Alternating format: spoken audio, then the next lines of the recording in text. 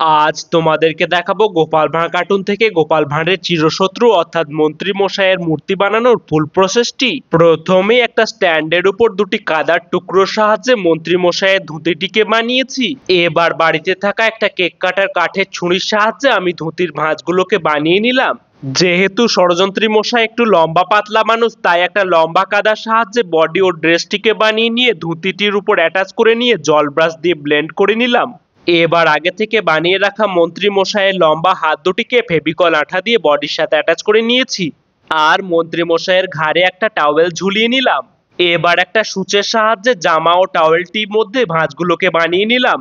এবার ষড়যন্ত্রী মশাইয়ের খিটখিটে শুকনো মুখটির মধ্যে তোতা পাখির ঠোঁটের মতো নাক, কান, চুল, মুকুট, একটা সরু মোচ ও চোখগুলিকে বানিয়ে নিয়ে বডির সাথে একটা কাঠির সাহায্যে আঠা দিয়ে অ্যাটাচ করে নিয়েছি। যতই ষড়যন্ত্রী মশাই খারাপ মানুষ হয়ে যাক না কেন, কিন্তু গোপাল ভাঁড় কার্টুনে মন্ত্রী মশাই না থাকলে একদমই ভালো লাগতো না।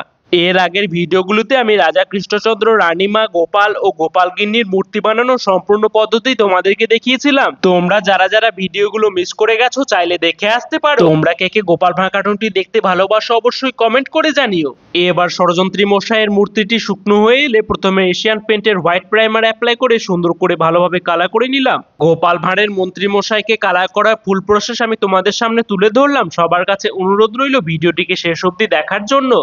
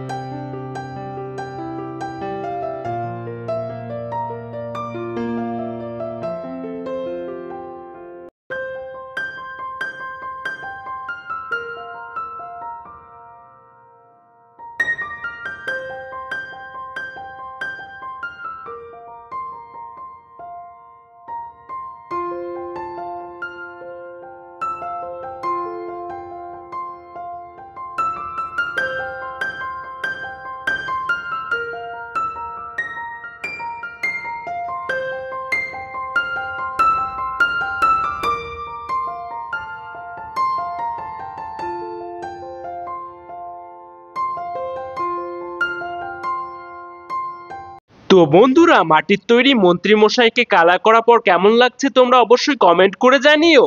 আর ভালো লেগে থাকলে প্লিজ একটি লাইক করে দিও।